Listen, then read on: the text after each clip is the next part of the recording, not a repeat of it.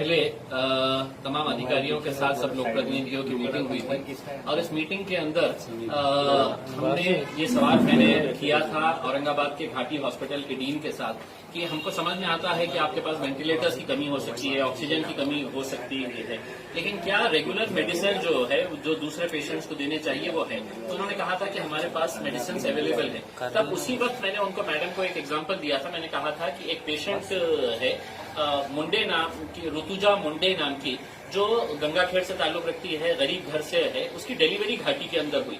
आपके घाटी हॉस्पिटल के अंदर वो एडमिट है, लेकिन एडमिट होने के बावजूद आप कह रहे हैं कि मेडिसिन हम सब पेशेंट्स को दे रहे हैं, लेकिन वो पेशेंट को कहा गया है कि 5 दिन की पूरी मेडिसिन आपको लाना है करके। मैंने उसका पूरा डॉक्यूमेंट चेक किया, मैंने पूरे डॉक्टर्स ने जो चिट्ठियां लिखकर दी है वो पूरे चेक किया, तो एक भी मेडिसिन है तो घाटी हॉस्पिटल की तरफ से नहीं, बल्कि face mask, sanitiser, sanitary pads हो जाए या ग्लव्स हो जाए, ये तक पेशेंट से मंगाया गया। अब घाटी के अंदर जाने वाले सब गरीब पेशेंट होते हैं, अगर उनको इस तरह से लूट किया जा रहा है, जैसे ही एडमिट हुई तो कहा गया कि आपको ब्लड लेकर आना है।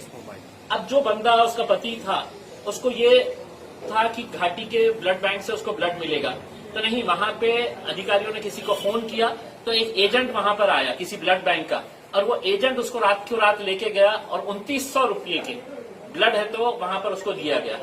5 दिन के अंदर तकरीबन 8000 रुपये का खर्चा ये लड़के का वहां पर उस घाटी हॉस्पिटल के अंदर सिर्फ एक डिलीवरी के केस के लिए हुआ है। आज जब उसको डिस्चार्ज किया जा रहा था तो उसको फिर दवाइयां लिखकर दी गई कि ये लेकर आओ करके। वो लेकर आया, 400 रुपये की दवाइयां लेकर आई, तो वो नर्स ने रख ली और ये कहा कि नहीं, ये पेशेंट को नहीं देना है, ये हमको हॉस्पिटल के रिकॉर्ड के लिए मेंटेन करना पड़ता है करके। तो वो दवाइयां खुद अपने पास रख ली। तो मैं ये समझकर चलता हूं कि घाटी हॉस्पिटल के अंदर इस तरह का एक घोरक धंधा चल रहा है। वहां पे अगर डीन है और डीन की नाक के नीचे अगर ये काम चल रहा है तो मैं इसके लिए पूरी तरह से डॉक्टर कन्नन येड़ीकर जो घाटी हॉस्पिटल के डीन है उनको दोषी मानता हूं और सरकार से अनुरोध करता हूं, इस तरह के गरीबों की लूट अगर हो रही है तो डीन के खिलाफ एक्शन लेना चाहिए, उनको सस्पेंड करना चाहिए। अगर इंक्वायरी निकलेगी तो आपको पता चलेगा कि मैटरनिटी वार्ड के अंदर हर पेशेंट को यही कहा जा रहा है कि आप बाहर से लेकर आओ। प्राइवेट हॉस्पिटल में अगर कोई पेशेंट गया तो वो ला सकता है, उसके पास पैसे की ताकत है, लेकिन गरीब आदमी जिसके पास पैसे नहीं होते हैं वो घाटी में जाता है। और अगर घाटी में इस तरह की लूट हो रही है और सरकार और पूरे अधिकारी खामोश है तो कहीं न कहीं इस लूट के अंदर वो भी शामिल है। मेरा ये कहना है। महात्मा फुले योजना के तहत अभी तक कितने लोगों को लाभ मिला है और ये योजना क्यों लागू नहीं हुई है? देखिए, 2 दिन पहले जब मुख्यमंत्री साहब के साथ वीसी हुई वीडियो कॉन्फ्रेंसिंग, तो उसमें तकरीबन 6 सेक्रेटरीज मौजूद थे। मैंने ये सवाल मुख्यमंत्री साहब से कहा कि 1.5 महीना पहले यहाँ पर महाराष्ट्र के स्वास्थ्य मंत्री राजेश टोपे साहब आए थे और उन्होंने कहा था कि हमने जब ये मांग की थी कि कोविड को भी, कोरोना के केसेस को भी आप महात्मा ज्योतिबा फुले के साथ जोड़ दें, तो उन्होंने उस वक्त भरी प्रेस कॉन्फ्रेंस और मीटिंग के अंदर कहा था कि हमने इसको जोड़ने की प्रक्रिया शुरू कर दी है करके। वीडियो कॉन्फ्रेंसिंग के अंदर जब मैंने ये मुद्दा उठाया और मुख्यमंत्री साहब से कहा कि साहब ये क्यों नहीं किया गया है, 1.5 महीना पहले आपकी ही सरकार का मंत्री आकर ये कहता है, तो सेक्रेटरी ने एक बात कहना शुरू कहा। उन्होंने कहा कि नहीं, हम औरंगाबाद के अंदर हमने इसको इंक्लूड कर दिया है, इसका इस तरह का पैकेज तैयार किया गया है। मैंने बीच में रोका उनको और कहा कि मुख्यमंत्री साहब ये आपको मिसलीड कर रहे हैं या आपको गलत इन्फॉर्मेशन दे रहे हैं। 1 रुपये का भी फायदा किसी पेशेंट को, कोरोना के पेशेंट को इस स्कीम के अंदर नहीं हुआ है करके आप चाहे तो अधिकारियों से पूछ ले। अब कल जब हमने मीटिंग ली है प्राइवेट हॉस्पिटल्स की तो पता चला कि नहीं, हमने तो 21 मई को सर्कुलर निकाल दिए, तो हॉस्पिटल वाले बोलते हैं कि नहीं सर, हमने प्रपोजल भेजा तो हमारे प्रपोजल एक्सेप्ट ही नहीं हो रहे हैं। यानी कि 1.5 महीने से सिर्फ टालमटोल किया जा रहा है, सिर्फ मीडिया के अंदर स्टेटमेंट इश्यू किया जा रहा है कि नहीं हमने ये कर डाले है अब गरीबों को। लेकिन मैं आपको ओपन चैलेंज करता हूं, 1 रुपये का एक किसी पेशेंट के ऊपर है तो ये स्कीम का फायदा नहीं मिला है, और इसके लिए कोई जिम्मेदार है तो प्रशासन जिम्मेदार है, सरकार जिम्मेदार है, और ये सिर्फ लोगों को घुमाने का काम कर रही है, मैं समझता हूँ। टास्क फोर्स और मीटिंग, देखिए, जब ये कोरोना फैल रहा था तो हर शहर में एक बेटर कोऑर्डिनेशन करने के लिए एक टास्क फोर्स बनाया गया था। वो टास्क फोर्स जो है औरंगाबाद शहर के अंदर भी बना था। 8 मई 2020 को, आज के दिन 27 तारीख है, यानी कि तकरीबन 1.25 महीने का समय हो गया है।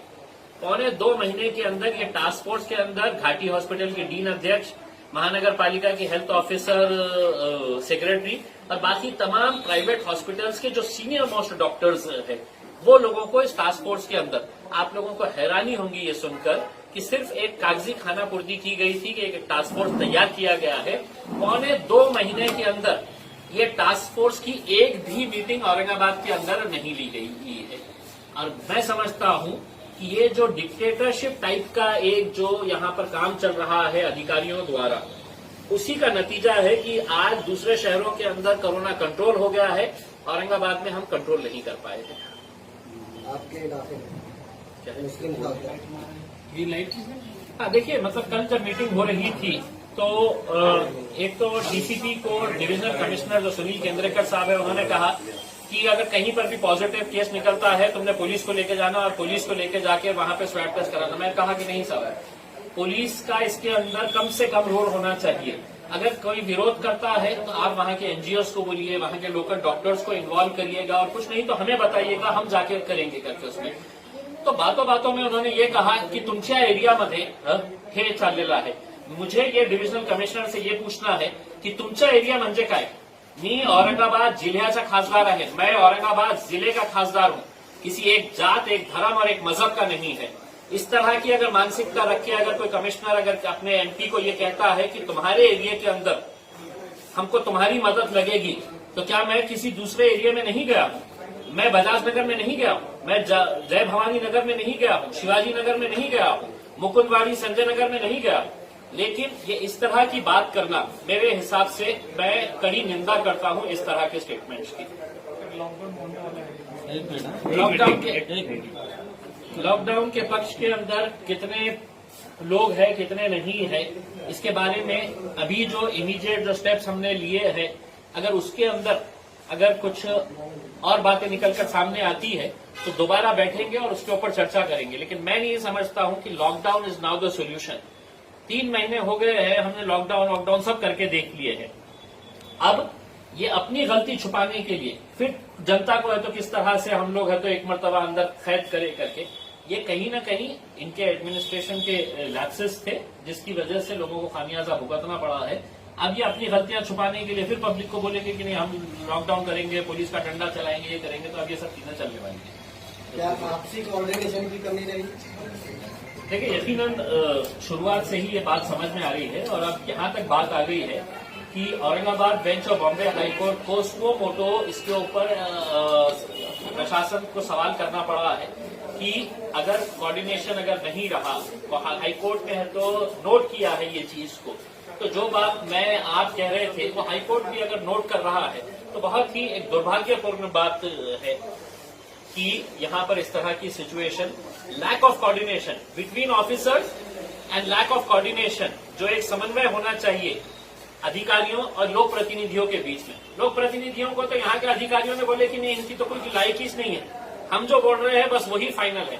अब जब वो बोल रहे थे तो उसका खामियाजा पूरे शहर को भुगतना पड़ रहा है। इस प्रॉब्लम पे आपकी मांग क्या है सरकार से? देखें, अभी थोड़े दिन तक इनको और मौका देंगे क्या एक्शन लेते हैं करके, और अगर इसके अंदर कुछ बदलाव नहीं आता है तो फिर सभी राजनीतिक पार्टियों के, देखिए पहली मर्तबा ऐसा हुआ है कि हमने ये नहीं देखा है कि एमआईएम के साथ शिवसेना के आमदार बैठ रहा है या बीजेपी के आमदार बैठ रहा है या एनसीपी का आमदार बैठ रहा है। हम सभी लोग एक साथ मिलकर आए क्योंकि सभी को इस बात की चिंता सता रही थी कि अब बहुत हो गया है, पानी सर के ऊपर से निकल गया है, अब हमको सबको है तो मैदान के अंदर उतरना पड़ेगा। अगर हम पहले उतरते तो ये अधिकारी हमारे ऊपर ढकेल दिए होते और ये कहे होते कि ये नहीं तो ये लोक प्रतिनिधियों की वजह से है तो ये हालत तो हुई है करके, तो हमने आपको खुली छूट दी है। और वो खुली छूट के बाद भी अगर रिजल्ट नहीं निकला है तो मजबूरन हमको आना पड़ा मैदान के अंदर।